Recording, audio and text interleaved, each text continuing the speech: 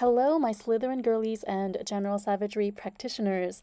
Today's video is going to be a little more self-indulgent. I was literally making a wish list of all the things I wanted, and then I realized that it was more than just a wish list. It was actually a glow up plan. So I figured, why not make a video on this? Now, if you're not interested in my personal style, or if you don't feel like you have anything in common with me in terms of the type of aesthetic that you're going for, whether it be in makeup or in fashion choices, then of course you can feel free to skip this video. However, I still think that even if you don't have the exact same preferences that I do, which I assume most of you do, to be honest, if you're subscribed to my channel. But yeah, even if we don't have the exact same preferences, I still think you can gain something from this video just by looking at kind of my thought process and my whole the strategy that I put into my glow up plan. Because basically the bottom line for any glow up plan, I think, is your budget, right? It's gonna depend on how much money you have to spare. So of course that doesn't mean that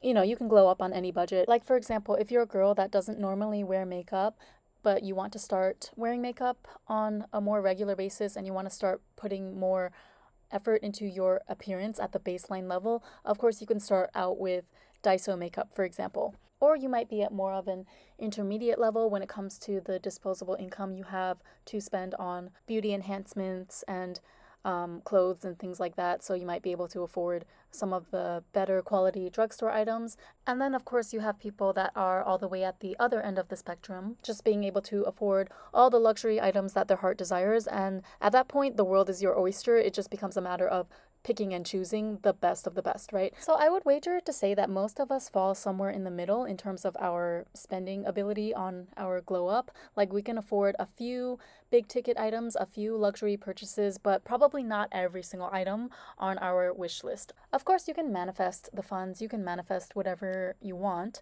I'm not trying to put limits on anybody, but that's just unfortunately the current reality. So I think that's also why it's a good idea for me to do this video. And I also encourage you ladies as well to at least loosely outline your glow up plan or write it down in some form. That way it will help you stay focused on the main level up goals that you have and not get so distracted by other impulse purchases. Or, for example, with me living in Tokyo, especially, there's so many cute trinkets and things that are just designed to drain your wallet here. They're really, really good at just making a bunch of paraphernalia here that in the moment it really, really latches onto your heart and convinces you that you need this item. I need this random little mini capybara shaped vase, even though I haven't bought fresh flowers in God knows how long, and I need to change that actually. I have been meaning to buy just a flower bouquet for myself, to liven up my my living space. Because, oh, here's another thing.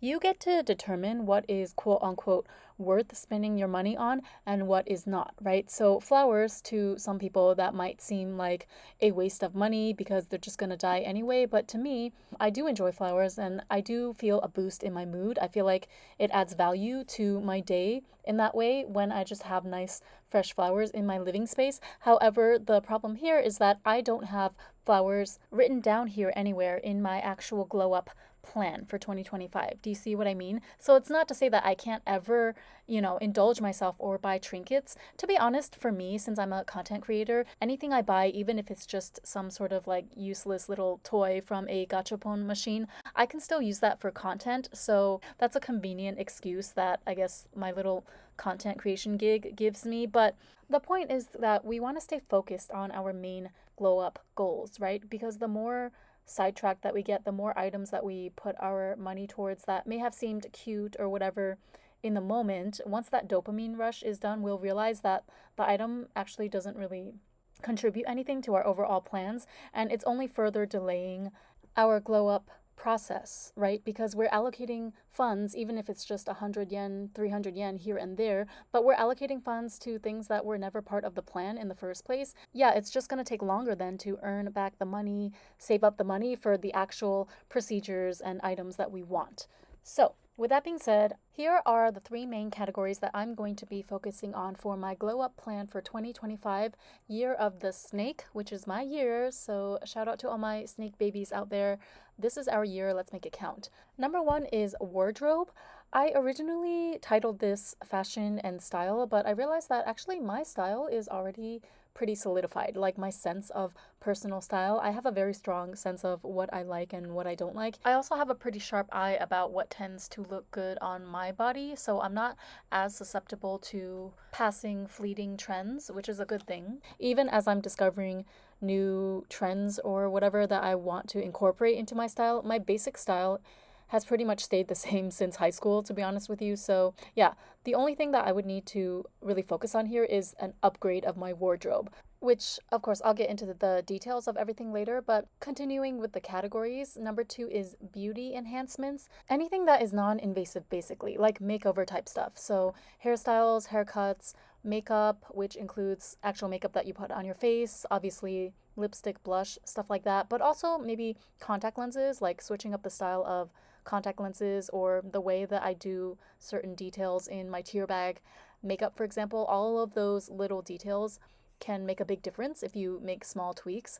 So I'm going to be focusing on that. And also, yes, nails as well. I have nail goals, believe it or not. I'm very, very particular about certain designs that I want to experience. And then last but not least, body maintenance goals. So this includes it includes health, but to be honest, I am more concerned with the aesthetics of my body than I am about health. I mean, I feel like health is a given, so obviously we all know at this point that you can't outrun a bad diet. So I am going to try to be more conscious. I have been more conscious as a whole lately about just eating more fruits and vegetables, cutting down on the processed foods. I'm very happy that I kind of naturally started to lose interest in some of my guilty pleasures that I had in the past.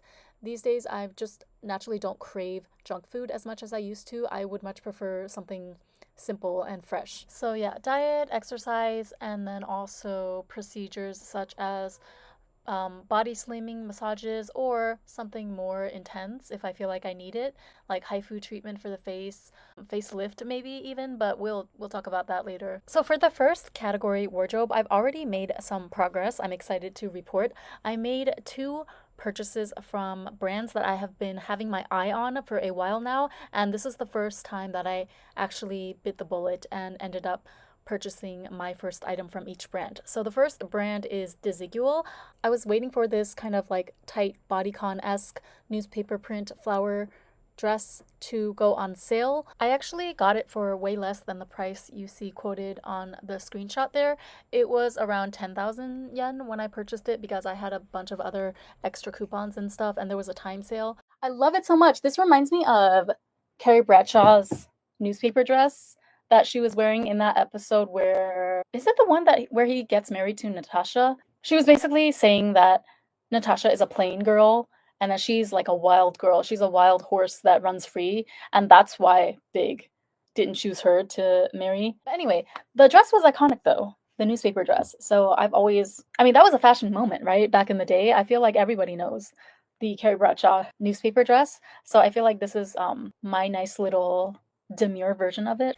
So here's another dress that's similar that I also have my eye on. It's just a black version essentially of the same type of like dress style and silhouette. So Desigual is probably the only brand here that I'm going to mention that is more of a Western type of brand. Well, Desigual is a Spanish brand to be more precise, but in terms of like the Western, sexy, sleek, almost 90s high fashion style that I like, Desigual, and then I guess, okay, so Vivienne Westwood, I'm going to mention later as well. But Vivienne Westwood has such a cult following here in Japan that I would almost consider it as a Japanese brand, like a Japanese underground punk-ish type brand anyway, especially the items that are produced under what's it called?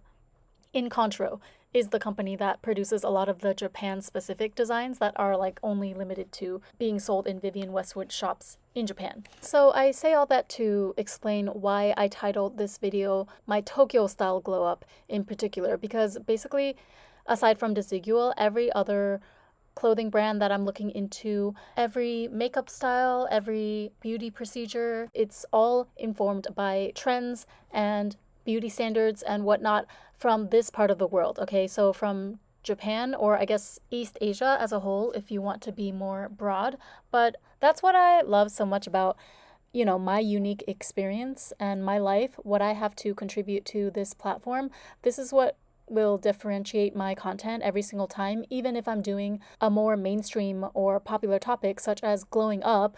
I'm sure you can find thousands of other videos on this topic done by other creators that have more subscribers than me, they have better production on their content, etc. But you'd be hard pressed, I think, to find someone with as unique of an experience as mine. You guys who have been subscribed to me for a while already know my backstory. I'm Chinese American, born and raised in the States, and I moved to Tokyo shortly after university graduation. So, yeah, I've been living in Tokyo for my entire adult life, my entire working life, essentially. So, naturally, my environment is going to inform what I find to be beautiful, fashionable, etc., and basically the ideals that I strive towards. Of course, I don't agree with every single beauty standard or craze that comes out of Japan and East Asia in general, but for the most part, yeah, I do think that Japanese, Korean, Chinese fashion and beauty technology, etc., is kind of superior to what they have available in the West.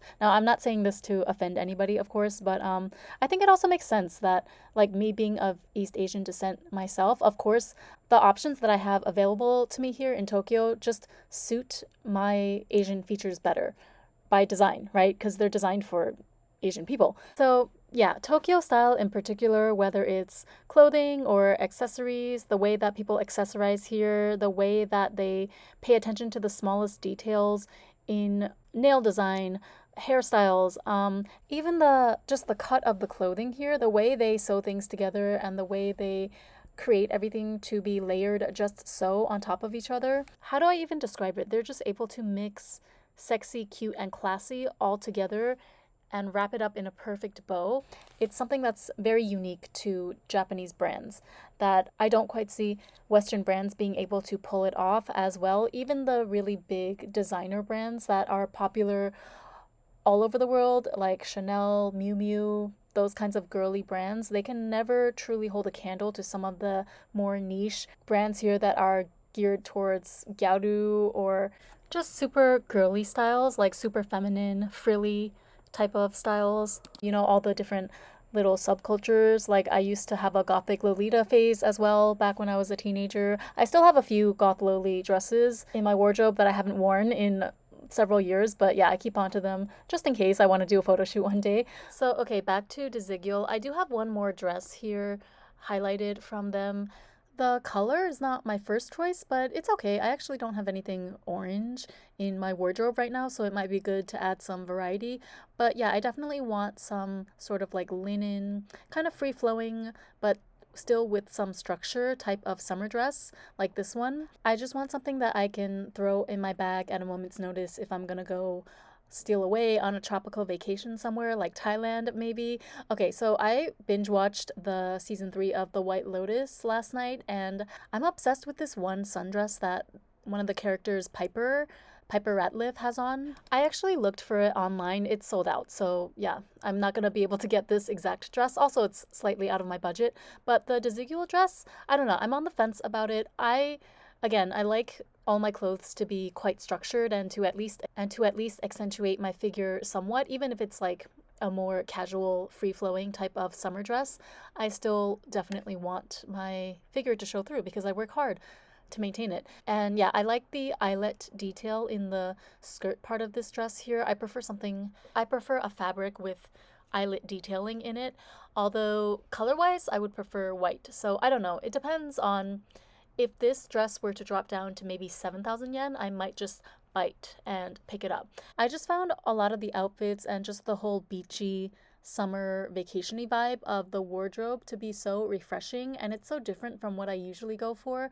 It just really inspired me to maybe invest in a few vacation type pieces as well, like just really bright, colorful fabrics, colorful designs. I can already envision myself just on vacation walking around Thailand in some of those pieces, and maybe even Dubai as well, because it's a similar hot climate. By the way, for those of you who don't follow the show, White Lotus season 3 is set in Thailand, which we all know is Lisa from Blackpink's home country.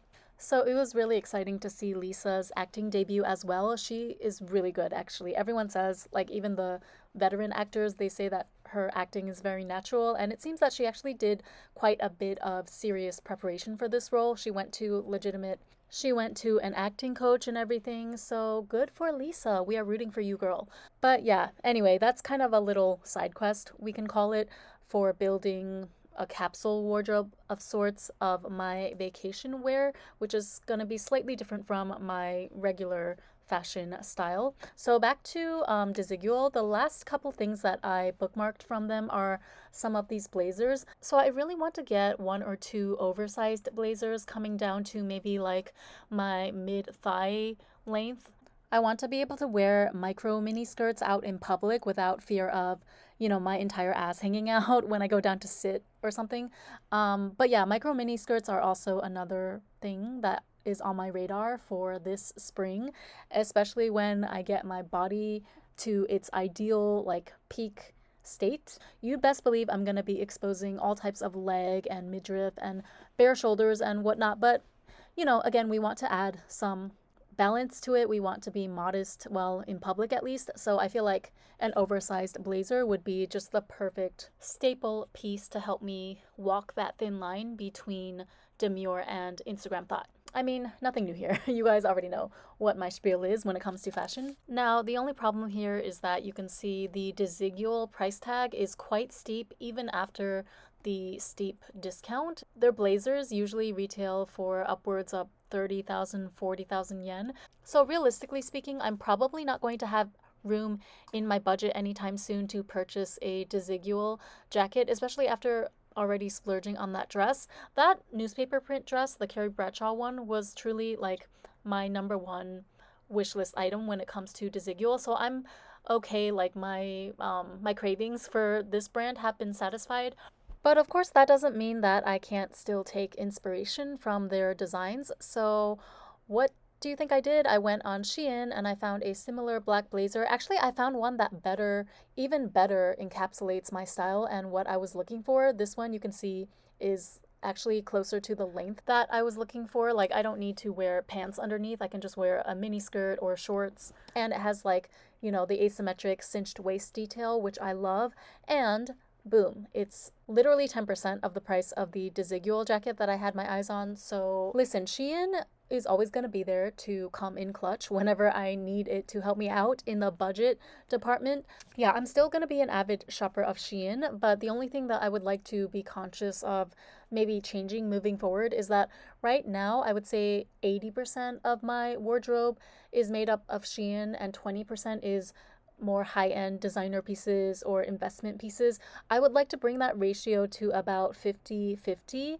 And yeah, you'll see again, like as I go through the other items on my wish list here, I would like to be actively building up, like, a quality collection of designer or, let's say, investment pieces, particularly when it comes to accessories and purses. I think I'm not the first person to ever think of it this way, but I think for, yeah, like purses, jewelry, things like that, it's usually in your best interest to invest in a little bit higher quality items, or even, like, again, even if you're just going off of the brand name hype alone, that still is worth something to you. Because, okay, so with accessories, it's like you can wear them with several outfits, right? So even if your outfit itself is not that expensive, your accessory, like your handbag alone, if it's Chanel or something, I don't have Chanel on my wish list, by the way, but if you have something like a Vivienne Westwood handbag, for example, if you select the right design, you can pair that with a lot of different outfits, from formal to more casual, and it will just tie together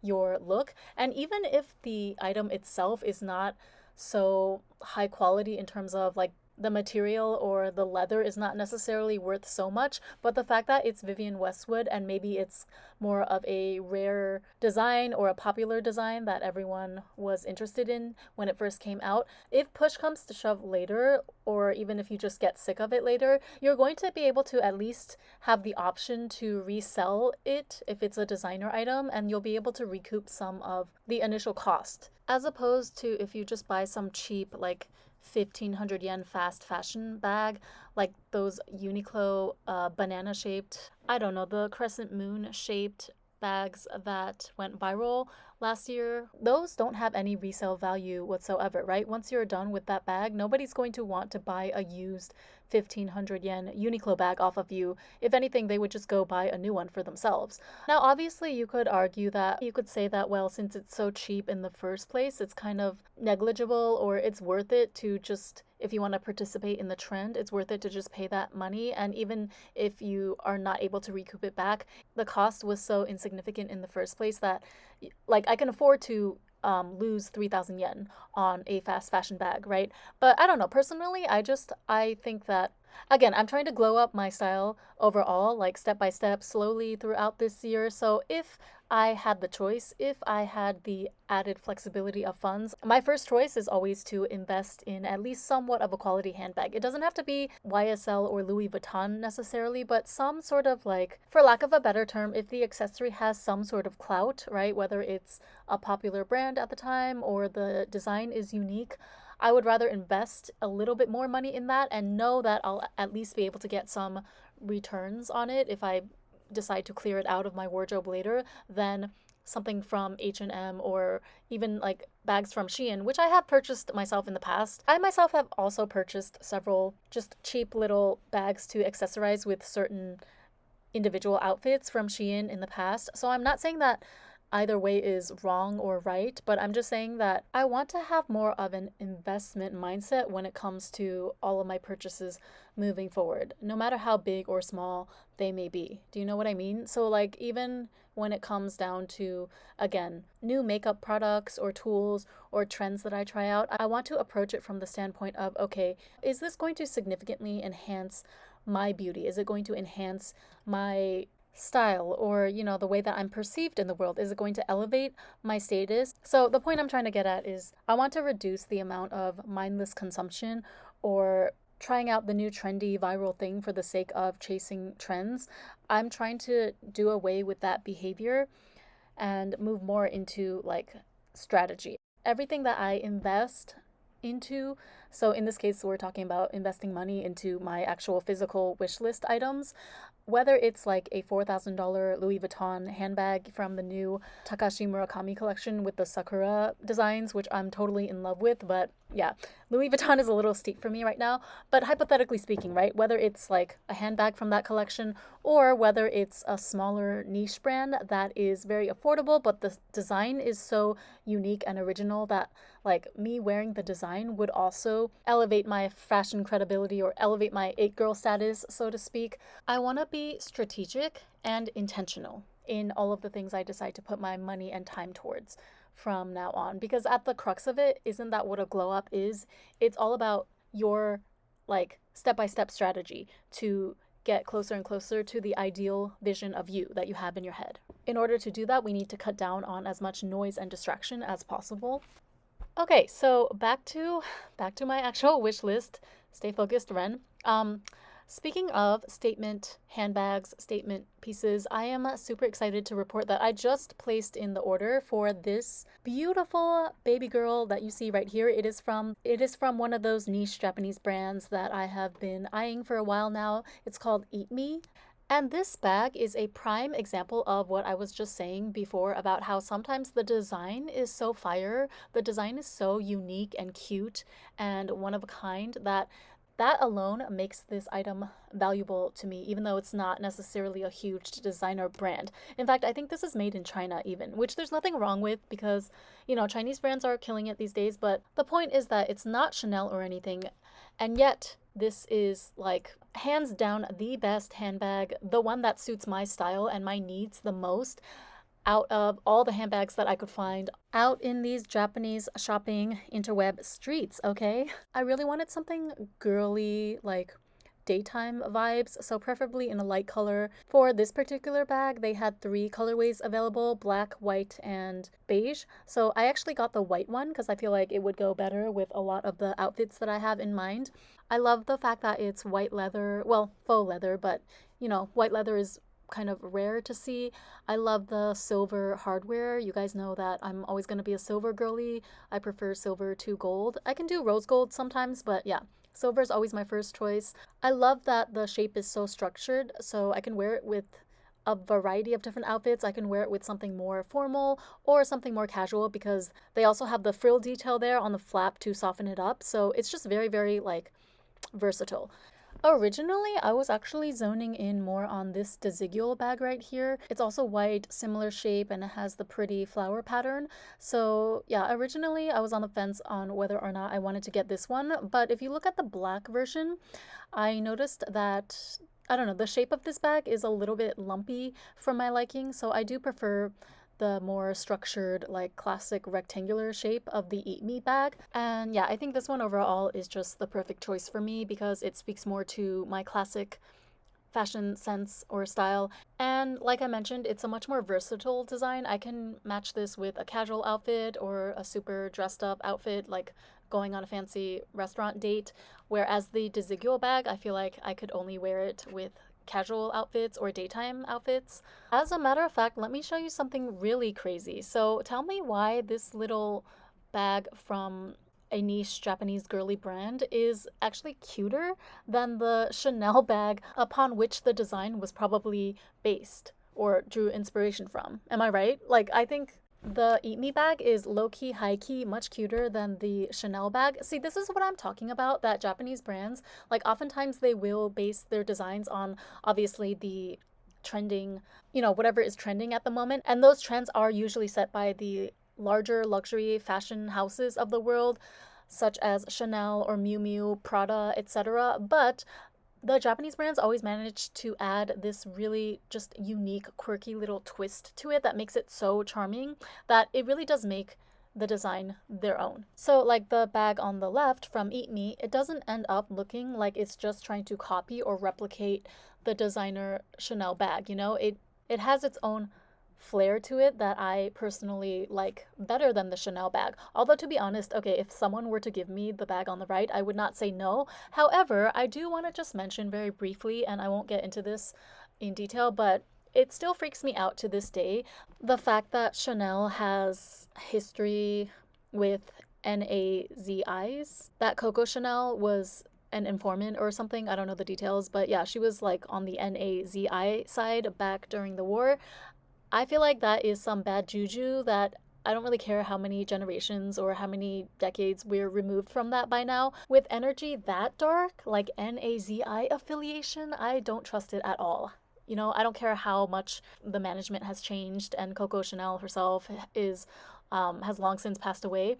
Yeah, to me, it just creeps me out that Chanel has always had that history and they never really came out in the open to address it. It's just been kind of swept under the rug this entire time. So that's why I kind of have low-key avoided the brand this whole time, not just their handbags, but even Chanel makeup and stuff like that. Yeah, I don't really have the desire to get too close to it.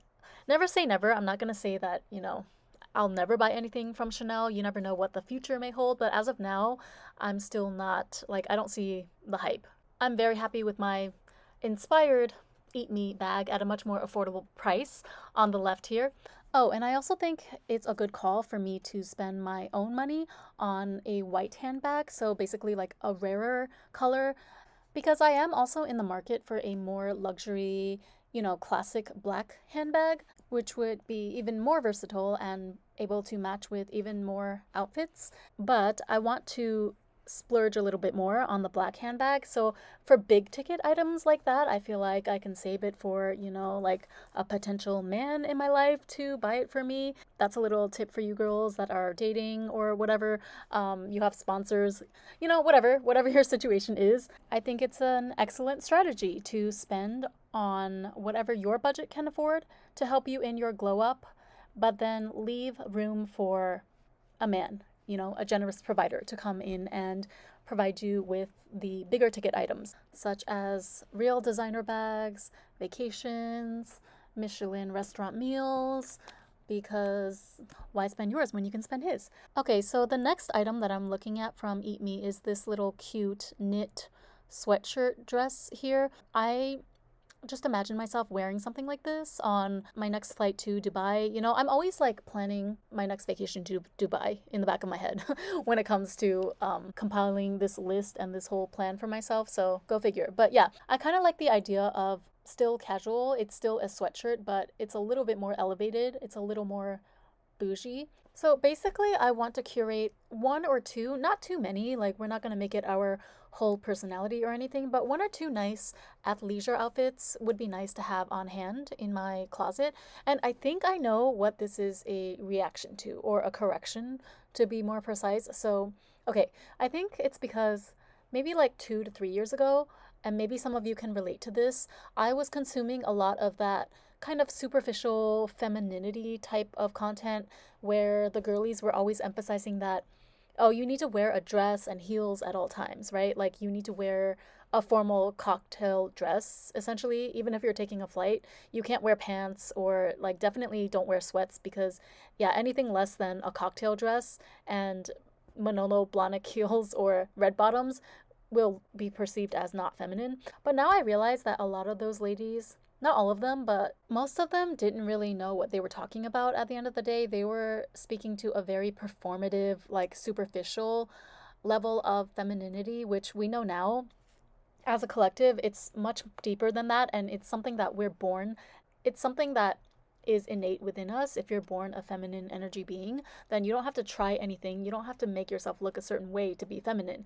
You are feminine by default just by being a woman, you know? But yeah, I think back in the day, we all kind of just got caught up in that whole like femininity movement. It was the beginnings of the movement, right? So I'll call myself out as well, because at the end of the day, I also kind of bought into this mentality, and I didn't want to.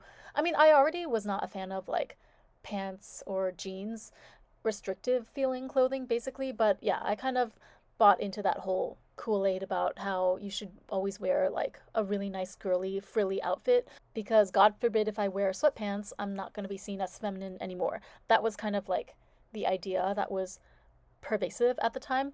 But now that we're kind of hopefully moving away from that zealousness over the debate over feminine aesthetics, what is considered feminine and what is not, I realized that yeah, the whole sweatpants like loungewear debate is kind of ridiculous, because athleisure has been a thing for a long time now. So you can absolutely look cute and feminine and girly in athleisure. You just have to make sure it's cute sweatpants as opposed to like baggy generic sweatpants that are unisex or something. Like, there's nothing wrong with that either. If you are into the more homeless, baggy sweatshirt and sweatpants look, go ahead and do you. But I'm just saying, if you're like me and you've kind of been fear-mongered into thinking that all athleisure or all casual wear is quote unquote not feminine enough, I'm here to say that, okay, let's just dispel that idea right now. You can absolutely look cute in loungewear. Just make sure that you pick the cute sweatpants, you know? Like, for example, again, Shein has so many cute tracksuits and sweatpants with cute designs, such as, this pair right here. It has hearts on the back pockets. Even the non-girly designs are still cute. Like, for example, I actually own this pair with the little tribal design on the side. I just thought these were fun because they remind me of the tramp stamp back in the day, that if a girl had a tribal tattoo on her lower back, they would call it a tramp stamp. But yeah, clearly you can see it's very possible to still look girly and feminine and delicate while wearing baggy sweatpants. In fact, it's very easy. All you have to do is pair it with a tight-fitting top or tank top, especially if you're fit. Actually, in that case, the baggier your sweatpants are, the better your body is going to look, because it's going to give you the illusion of even more curves, like a bigger bottom, and it's going to make your waist look even tinier. So, like, your body is the real outfit. That's the real tea, right? As long as you keep yourself fit and you're, doing your squats or up in the gym, whatever you do to maintain your physicality, you're going to look cute in your loungewear, trust me. And yeah, I just felt like this was an important piece that I wanted to add to my wardrobe, because nobody wants to be sitting on a 13-hour plane ride in some hella uncomfortable bandage dress with 5-inch heels or some shit. Like, nobody has time for that, okay? Just put on your cute athleisure And it helps also if you style your hair and continue to do your makeup as usual, like you would normally do for a nicer outfit. Yeah, that's gonna have you looking cute wherever you go, whatever situation you're in. Um, no more heels on planes, okay? Please. Even if you still want to retain a little bit of height in your step, like I do, to be honest, you don't have to wear formal heels necessarily. They have like heeled sneakers or, platform sandals, espadrilles, things like that. There's plenty of like casual, more comfy versions of clothes that are still feminine. Okay, so we are claiming back the right to be cute and comfortable at the same time here on this channel. And one last thing, okay, I'm just venting at this point, but I really need to get this off my chest because I feel like I was so gaslit into believing that if you don't wear some formal, like, expensive ball gown every time you're out in public, then no one's going to be nice to you, or, people won't give you special treatment, men won't be attracted to you. That's total BS, okay?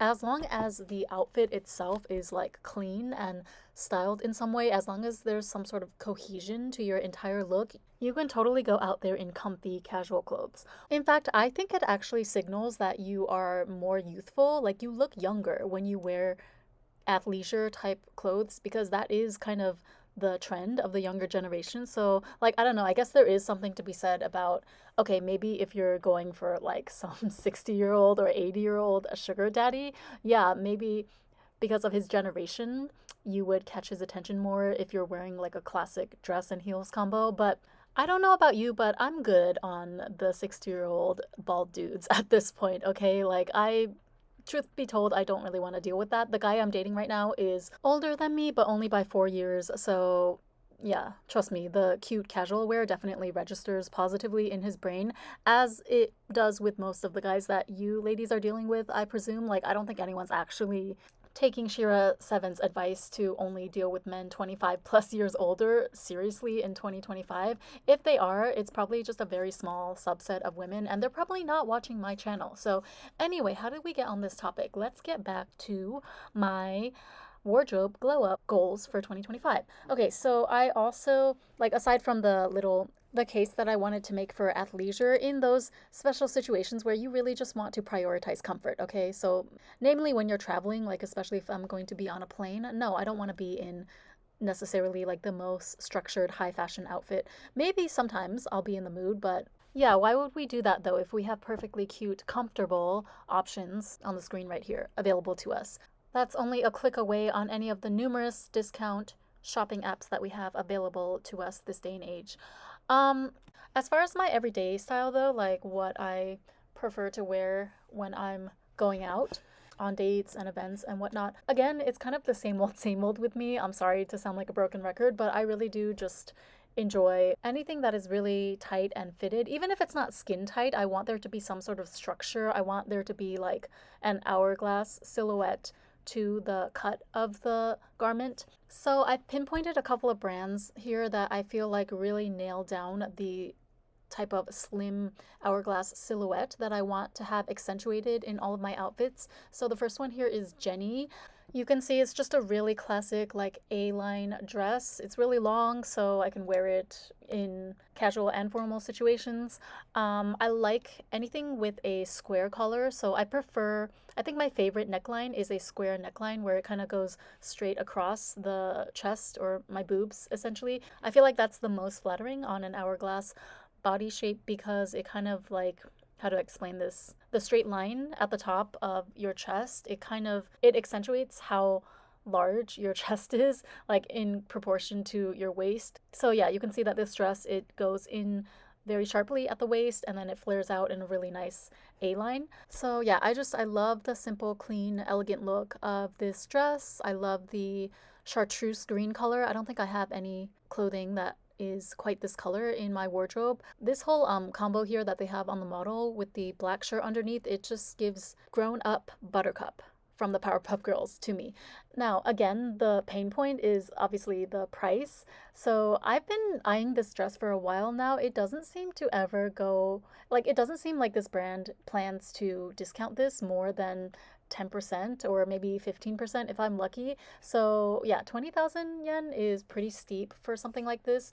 I could pay it, but I decided to go on Shein to find something similar. And lo and behold, I found this dress that is almost the exact same cut and style. Like same length. They both have the fabric like folding over across the chest. The only difference is that this one is not a knit material. I think the Jenny dress was like a thin knitted material, but I actually think that this one from Shein would be better for summer because the fabric is lighter. The color is also easier to match, right? It's just black and white, and I prefer the contrast between the black and white here to the monochromatic nature of the Jenny dress. So yeah, this was a hell of a find. And again, the price is 1/10 of the designer version. So how can you hate Shein? Like, come on, guys, don't sleep on Shein. Another brand that has been on my radar for a while is Emiria Wiz. It again has that really fitted look that I like, but you can see they use a lot of richly textured materials and fabrics, so I like the structured look of this brand as well. You can see she uses a lot of tweed and just like thick, luxurious fabrics in her designs, but she doesn't sacrifice the curves, but the curves of the body are still accentuated. A lot of times, one of my pet peeves is when a brand uses like maybe a little thicker material, such as tweed, and then the designs themselves will just turn out to be boxy because they couldn't be bothered to tailor the material. Just because it's a heavy material doesn't mean that you can't use it to still accentuate a woman's curves. So yeah, again, this is another brand with a pretty high price tag that doesn't go on sale very often, or even if it does, all of the good designs in my size are usually sold out by that point anyway. Realistically speaking, I'd probably have to narrow down my choice to only one or two pieces from this brand, and I think I'm leaning towards this mermaid skirt for my first purchase, which is probably not going to be anytime soon, but I'm going to keep my eye on this skirt because this is the most beautifully tailored mermaid skirt that I've ever seen. I love a fishtail skirt or a fishtail dress all day, every day. In the office, in the park, being a passenger princess on a road trip. I think there's no occasion that a mermaid skirt isn't appropriate for. And I would definitely get the khaki or the beige version instead of the black because I feel like you can see the exquisite asymmetrical stitching better on the beige version. There's a lot of mermaid style skirts out there, but I just find like most of them are missing something or another. Either it's too loose or the angle of the stitching is not quite exactly to my liking. And yeah, so far this is like the best, the tightest, rightest looking one that I've ever found. And next, this is kind of a random one, but Selford, which is more of a preppy brand, I just think that they have the most adorable golfing outfits. Not that I've ever golfed, but I mean, you know what they say, you should assume, like, you should think from the place that you want to be if you want to get there. So if I want to be, rubbing shoulders with high society on a golf course sooner than later, then I might as well start planning for it already in my wardrobe.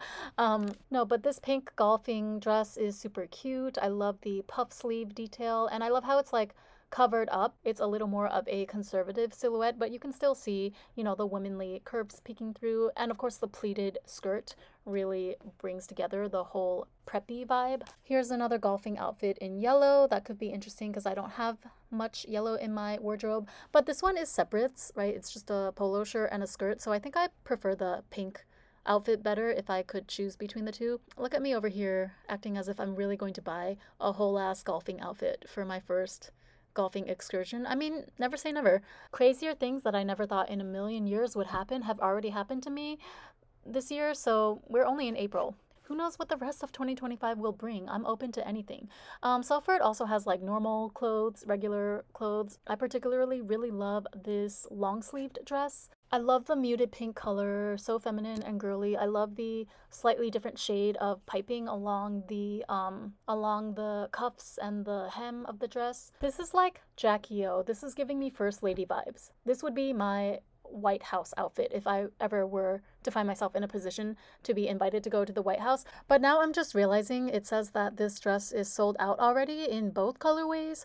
Okay, so much for that. But yeah, something similar to this though. I need like a housewife type of dress, you know, something that I can wear to the White House or like a charity luncheon, you know, a ladies' luncheon, something that requires a more demure type of outfit, but like still slay. And then last but not least, the most expensive item on my list, well, aside from my designer handbag that I'm counting on my man to provide for me. But no, this choker from Vivienne Westwood would be the biggest splurge if I do indeed decide to go ahead and purchase this one. So this is called the Albane choker, and as you can see, it has an epic snake motif that is super fitting for this year of the snake, which is also the year that I was born in.